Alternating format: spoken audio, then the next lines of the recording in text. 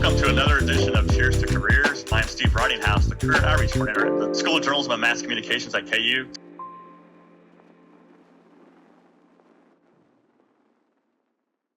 Hello, we are back for episode number 92 of Cheers to Careers. I'm Steve Ridinghouse, the Career Outreach Coordinator for the KU School of Journalism and Mass Communications. Today we are joined by KU alum Bill Riley. He's the Director of Broadcasting for the University of Utah and also the radio voice for the Utah Utes.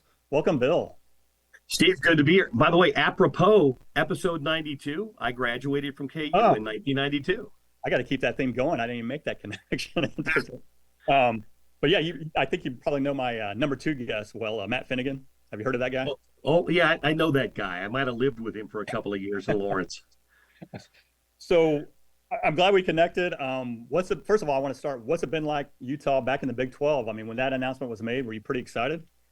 Well, I was for two reasons. One, because Utah, you lose the Pac-12, you don't want to be not in a power league. But having grown up in Kansas, having gone to Kansas, the old Big 8, now the Big 12, I knew the league very well. And I knew it would be a good fit. Culturally, it's a great fit for the University of Utah from a sports and academic standpoint. So when that announcement came down, obviously there was a little bit of sadness that the Pac-12 just went into the ether. I know it's coming back in another iteration, but it won't be the same. But I was really happy to be able to have Utah land in the Big 12. And last month, I know Utah played KU in basketball. I assume you did the play-by-play for that. I did. The good win for the Utes at the John M. Huntsman Center. I caught up with Greg Gurley, who I know a little bit, and I had never met Brian before, Brian Haney, and caught up with those guys a little bit before the game. Chris Tyson, who works in media relations. I've known Chris for 30 years from his days back in the Big 8. But yeah, it was a good night for the Utes that night. I had a good call. I don't know if Brian and Greg had a good call that night. Now I'm trying to guess. Would that been the first time you called a KU game since you one other time, if you remember, back in 2014, KU and Utah played a one-off game at the Sprint Center, Center. It was just one of those weird one-off games. They never returned back to Salt Lake. So yeah, it was DeLon Wright, who was a good player, and Jakob Pertl, a pretty good team. KU got him by 3 down at the Sprint Center. But yeah, that was the first time I had done a KU game since I had worked at KJHK. Oh wow. And you've been in Utah since 2010? No, I've been here now 20. This will be my 24th year. 24. I moved here in 2001. Oh wow! From Jacksonville, Florida, yeah. And this is home. I've lived here longer than I've lived anywhere else. It's one of those things that we learned back in the day. You never turn down opportunities. You never know where it'll take you. But I never envisioned myself living or working in Salt Lake City, Utah. But here I am 24 years later, and I've had so many career opportunities pop up being here. And before Utah, I mean, you definitely have paid your dues. I mean, I think we were just chatting. I mean, Hastings, Nebraska, Moberly, Missouri, Wichita, Jacksonville. So that probably wasn't part of the plan, ending up in Utah after all those stops. I mean, was it a matter of just kind of taking on new challenges, meeting new people, developing new skills? I mean, how did that process work for you? I say this all the time, and I'm lucky enough, kind of like you, I teach a class here, an intro to sports media class here, and we're helping to develop a good broadcast department. But I was so fortunate when I was at KU, the professors that I had, because they worked in the business.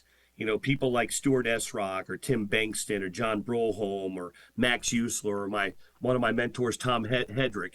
These were all people that worked in the business, and they told you what you had to do. If you wanted to work in the business, whether it was radio or TV or advertising or PR, whatever it was, they shot you straight. And I wanted to be in sports and in play-by-play. And, Hedrick always said, hey, man, you guys have to roll up your sleeves. You have to go to small town America. You have to do high school games and work at the little station and do everything. And I was prepared for that. And I didn't know anybody. I didn't know a soul when I moved to Hastings. I sent all my cassette tapes out and all my videotapes from working at WIBW, where I was an intern for the last 2 years of my time at KU. And I just sent it everywhere. And Hastings KHAS Radio in Hastings, Nebraska was the first person to reach out. I needed a job. I took a job, and I moved there sight unseen.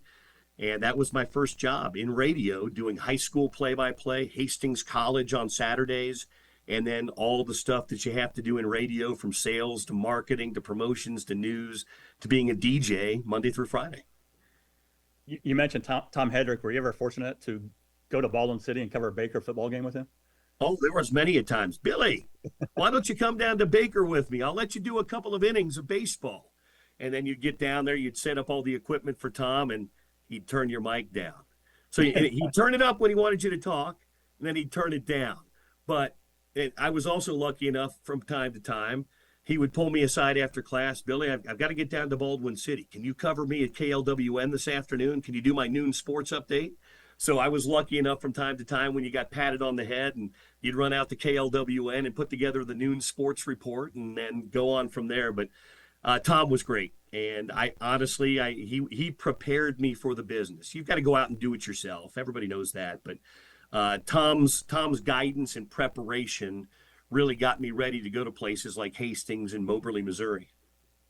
And it seems like a lot of the sportscasters I've talked to, they knew pretty early in their life that's what they wanted to do. I mean, are there stories of you like makeshift microphone, a broomstick? I mean, were you one of those guys that was always trying to do some sort of play-by-play when you were younger?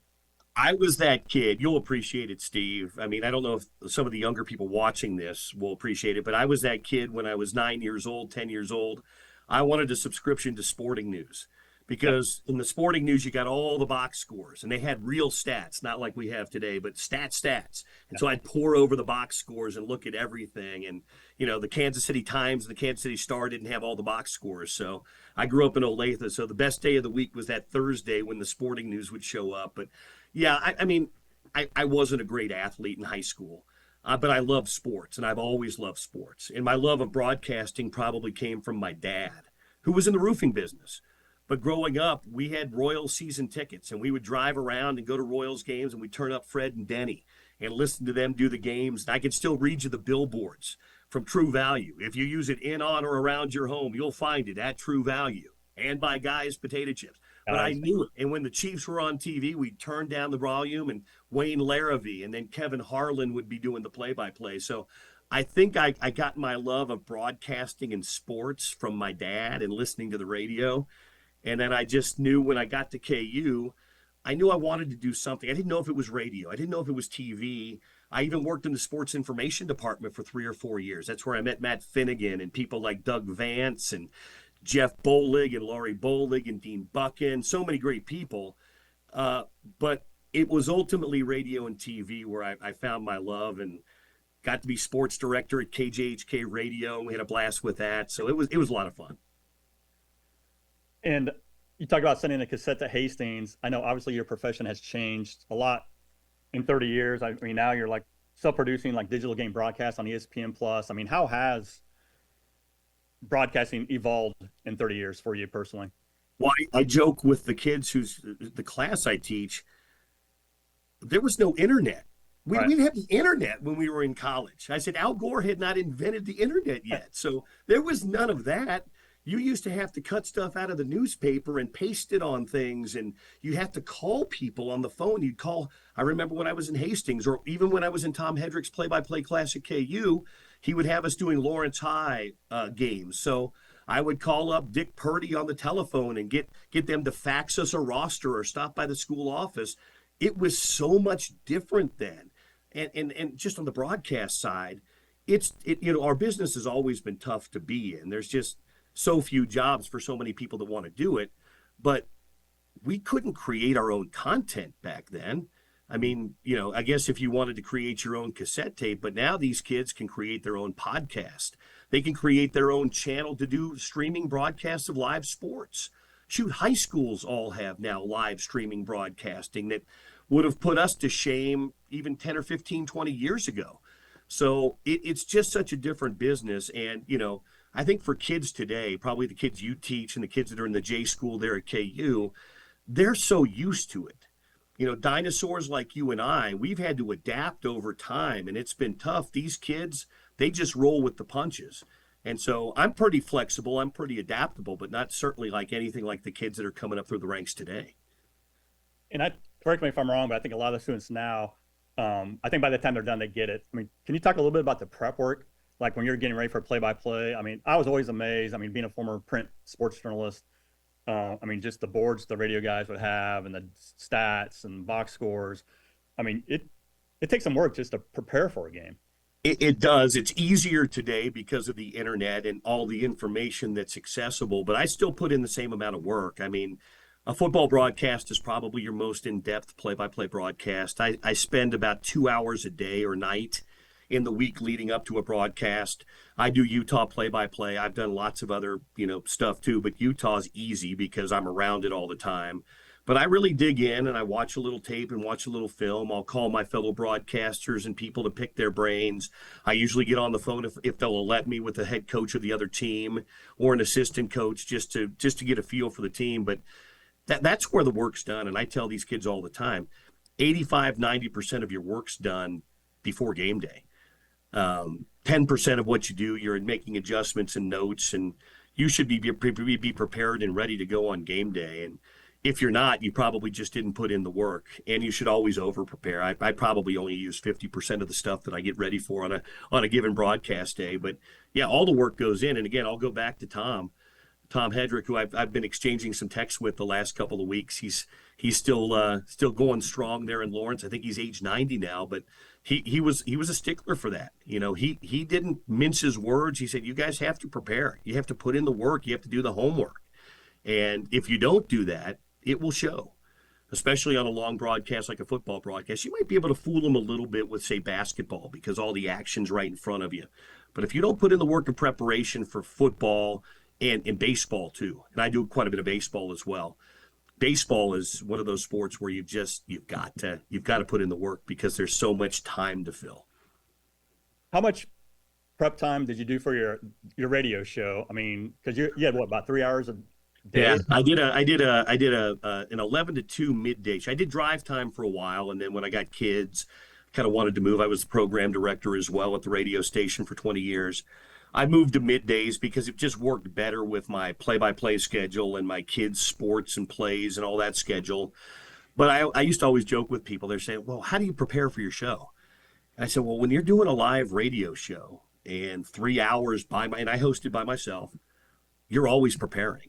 You don't just sit down the morning of and just say, no, you always have to be up on what's going on. You're always thinking, oh, could this be a topic for the show? Maybe I could use this. Maybe this person would be a good guest to have on the show. So I think people have in their mind, well, you get in the morning at, 9 o'clock or 10 o'clock for your 11 o'clock show. And no, I would get in at 8 and I would get ready for everything, but I was prepping it day or two in advance when you're booking a guest or coming up with show topics. So my answer is you're always preparing.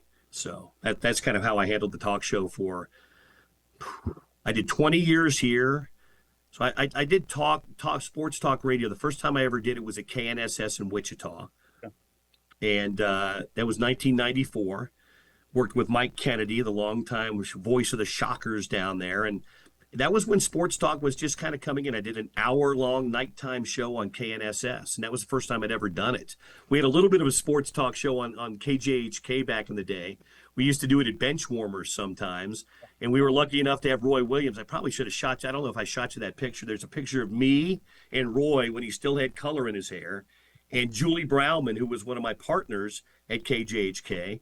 And we were interviewing Roy on our sports KJHK, and that was the first time I'd ever done talk. And then I didn't do it for a few years. And then from 94 until just last year, I had a regular sports talk show in addition to all my play-by-play duties. Wow. And you're pretty much doing play-by-play, I mean, based on the sport year-round, right? I mean, you've got a sport for every season. Yeah, and I did Major League Soccer for 18 years. I was a TV and radio voice of Real Salt Lake here in Salt Lake City for the first 18 years of existence of the franchise. So it's only been the last couple of years I've stepped away from that. So I was in Kansas City, and I know another former KU J School grad, Nate Bukaty, is the voice of Sporting Kansas City. And Nate and I have some paths that have crossed over the years. But yeah, I did that as well. So I was, for 18, 19 years, it was a year-round thing. People would be like, when do you take time off? I'm like, take a few days here and there where I can. In Salt Lake, I mean, it's kind of a overlooked sports city, right? I mean, you guys have NBA, you have NHL now, right? Yep. And trying to get Major League Baseball too. They've got state and local support. The old owners of the Utah Jazz own the minor league AAA team here. They've got their plans in place. But yeah, for a long time here, it was the Jazz, it was Utah, and it was BYU. And that was that. And then Major League Soccer came in the early 2000s. Hockey came in this year. And this is becoming, I mean, the city has grown. It's always been a beautiful town.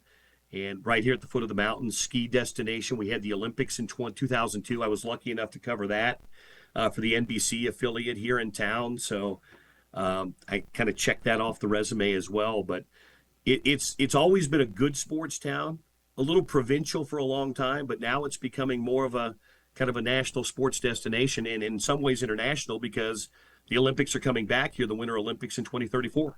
Yeah, I think I saw that. Yeah, that's impressive. So was that early in your career in Salt Lake that you were there for the first Olympics, 2002? Yeah, I had been here about 6-7 months. Oh, wow. I moved here in the summer of 2001 and worked at a radio station called KSL. It was a big news talk station. They carried BYU. And they needed a sports person and somebody that could do pre and post game for BYU coaches shows as well. So they hired me to do that. And I did a radio show once a month for 7 months with a guy you might have heard of named Mitt Romney, because he was the chairman of the Olympics. And we did a radio show called Let's Talk Olympics every month. And so I got to know Mitt Romney very well before he was the Mitt Romney everybody knows now. And are you still doing coaches shows? Oh, yeah. I do the football and the basketball coaches shows for the University of Utah. So Kyle Whittingham and I have been doing coaches shows together for almost 20 years. And now I'll start one with our new basketball coach this year, Alex Jensen. And I hope I got the most current information in your bio. I think you're a 3-time Utah Sports Broadcaster of the Year? 3 times. 3 times. So how do those awards, do those keep you, I always wonder, I don't think you're doing it for the awards, but do they keep you motivated, or I mean, The thing I like about them now, you don't do it for the awards. The people you want to keep happy are yourself and your boss. If yourself and your boss are happy, then you're fine. You also want the listeners to like you too. But the thing I liked about those awards were they were voted on by my peers. And so when you're recognized by your peers for something like that, you know how that is. When people that are in your business that do what you do for a living recognize your hard work, it means a little bit more. So those were really nice. But I don't think anybody in our business really does it for the awards. You kind of do it because you love to do it, and it's been in your system. Radio and TV get in your system, and you just love doing it. And I know obviously we're at the Sweet 16 stage. So when you're a KU student, I think I got my math right.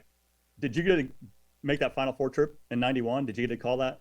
I did, and I didn't get to call it. They weren't letting us call it for KJHK then. Okay. But I did get to go to those games, and we're there with the aforementioned Matt Finnegan and a few others in Indianapolis when Roy Williams famously beat his mentor, Dean Smith, and then Dean got ejected. And then the funny part was we were debating, do we stay and watch the second game and cover the second game, or do we go out and have some fun and come back on Monday night? Because it was Duke and UNLV, and UNLV had beaten them by 30 the year before. They'll probably, and then we all stayed for the game and covered the game, and it ended up being one of the all-time great Final Four semifinal games. Yeah, I was just thinking about this the other day. I still think that was one of the most impressive postseason runs by KU, because they beat like a great Indiana team, Arkansas team, and then of course North Carolina to get to that final game. Or that might have been the following year. No, that was. Yeah, that was that year. Oh, that same year. Yeah, that was 91. Yeah. The following year, they got bumped out early, I think, by UTEP. Yep, Tim Hardaway and UTEP. But the funny, you're right about that, because that was one of Roy's great coaching jobs. Because you think about that team, they didn't have any stars on that team. They had some good players. Alonzo Jameson was a good player. Adonis Jordan, Rex Walters.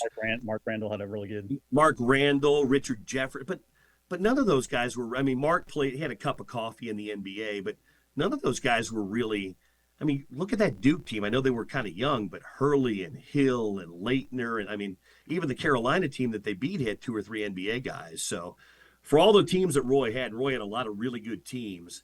That team that he got all the way to the championship game might have been one of his best coaching jobs. I think that was his third season. So yeah, that was impressive. I always like to ask our alums. So for those students, graduates, for instance, to do what you are doing right now, what kind of advice do you have for them? I know you talked a lot about the prep work and the grind. I mean, what advice would you have for the class of 2025? Don't don't ever turn down opportunities. Don't ever, if there's an opportunity that presents itself, don't ever turn your back on an opportunity or say no. Say yes to everything. Because just because it may not be in your purview and wheelhouse or your dream, it doesn't mean it wouldn't present a great opportunity and maybe open a door to something else. I tell kids that all the time, especially when they're looking for internships. Well, I want to do this. I want to do that. Okay. Well, maybe that's not open right now. Maybe it'll be open a year from now, but there's something within that same company that's in the same realm and field. Get your foot in the door, because once you're in on the inside, companies and people love to promote within, and they love to promote people that they know already and that they've trained already. So I always tell people, don't ever say no to an opportunity. I'll give you an example. I was here in Salt Lake City and was doing some things and had my career was going great. And in 2005, I was approached by a guy by the name of Dave Checketts. Dave was the longtime president of the Utah Jazz, and he went on to run Madison Square Garden, the Knicks, and the Rangers when they both had great years in '94. Well, he was buying a Major League Soccer team, and Dave's from Salt Lake. And he and his staff approached me and said, we'd like you to be our play-by-play voice. I had never done professionals. I had never done college soccer. I had maybe done some high school soccer somewhere along the way. And they're like, we want you to be our first voice, and you know this community. And I'm like, are you sure? It's Major League Soccer. Now, back then, there were only 10 or 11 teams, but still. And it was rough for me the first year because I didn't know the league. That was back when if you didn't have a team in your market, MLS wasn't huge.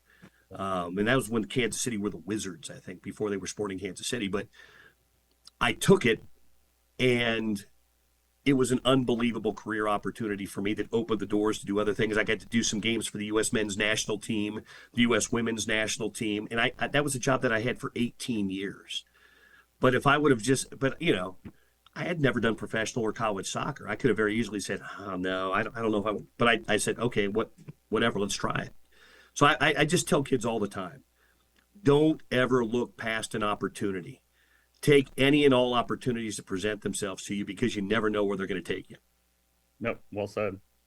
Yeah, I think students put so much pressure on themselves to find that perfect job right away, and then they just kind of shut out all those other options. So, yeah. Well, I always say, too, you have an idea when you're young of what your dream job was. I think I sat back, and I think we all wanted to be a sports center anchor and sit on the desk in Bristol and be. But I always tell people, your dreams can change. And I've turned down opportunities in my career that I never thought I would have turned down when I was younger.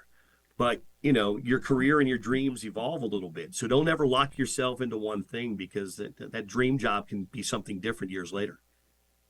Nope. Great advice, Bill. Okay, it's time for Fast Five. First time I ever received one. This is from one of our big podcast fans, from Matt in Superior, Colorado. Why was the Drake Snack Shop on Mass Street the best breakfast you've ever had?